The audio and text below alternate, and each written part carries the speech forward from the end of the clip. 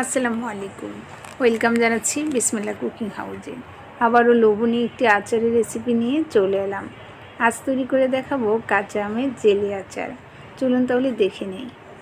কাঁচা আমের জেলি আচার তৈরির জন্য আমি এখানে বেশ কিছু কাঁচা আম নিয়েছি। প্রথমে আমগুলো ভালোভাবে খোসা ছাড়িয়ে নিয়েছি, এবার কেটে নেব। আমগুলো আমার কেটে নেওয়া হয়ে গিয়েছে। আমি একটু মোটা মোটা করেই কেটেছি। আর এর মধ্যে আমি 2 টেবিল চামচ চুন দেব। আমরা পানের সাথে যে চুনটা খাই সেই চুনই দিয়ে দিচ্ছি। আর এটা 1 ঘন্টার জন্য চুনের পানিতে ভিজিয়ে রাখবো। এতে করে আচারটা অনেক বেশি ঝরঝরে হবে। তো 1 ঘন্টা পর আমি চুনের পানি থেকে আমটা উঠিয়ে নিয়েছি এবং পানি ঝরিয়ে নিয়েছি। এবার আচার তৈরি করে নেব। চুলায় একটি পাত্রে আমি আমটা ঢেলে দিচ্ছি।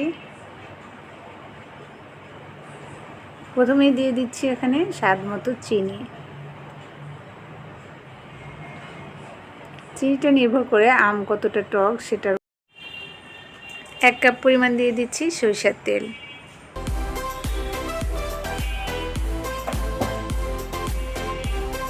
1 চা চামচ লবণ আর সামান্য একটু হলুদের গুঁড়ো।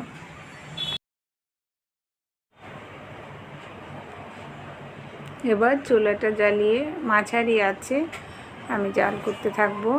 দেখতে পাচ্ছেন কিছুক্ষণ জাল করার পর চিনিটা গলে পানি পানি হয়ে গিয়েছে।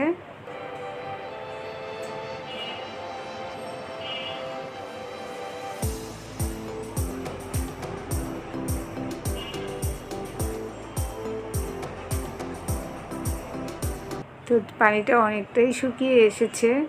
আর এটা একটা সময় দেখবেন যে তেলটা ছেড়ে দিবে আচার থেকে। আর যখন তেল ছেড়ে দিবে ওই সময় বুঝতে হবে আচারটা হয়ে গিয়েছে। আপনারা কিন্তু এই তেলটা আলাদাভাবে উঠিয়ে রাখতে পারেন। এই তেলটা আচারের সঙ্গে রাখার কোনো প্রয়োজন হবে না। তো আমি তেলটা উঠিয়ে নিচ্ছি। আমি যতটুকু তেল দিয়েছি সবটুকুই উঠিয়ে নিয়েছি প্রায়। তো তেলটা ওঠানোর পর দেখতে পাচ্ছেন আচারটা কিন্তু অনেক বেশি ঝরঝরে হবে। এখনও গরম আছে, ঠান্ডা হলে এটা ঝরঝরে হয়ে যাবে। তো আমার আচারটা প্রায় হয়ে গিয়েছে। নামানোর আগে আগে আমি কিছুটা মশলা দিয়ে দেব। এখানে ভাজা 5 ফোড়নের গুঁড়ো দিয়েছি আর ভাজা শুকনো মরিচের গুঁড়ো। তবে ঝালটা খুব বেশি দেব না, যেহেতু এটা মিষ্টি আচার। এখন মশলাটা মিশিয়ে নিলেই আমার আচারটা তৈরি হয়ে যাবে আর আমি চুলা থেকে নামিয়ে নেব।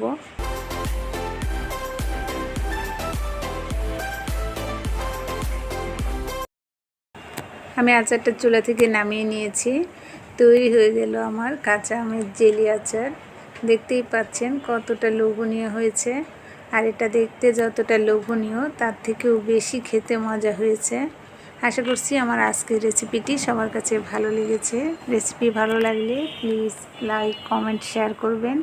আর আমার চ্যানেলটি অবশ্যই সাবস্ক্রাইব করে নেবেন।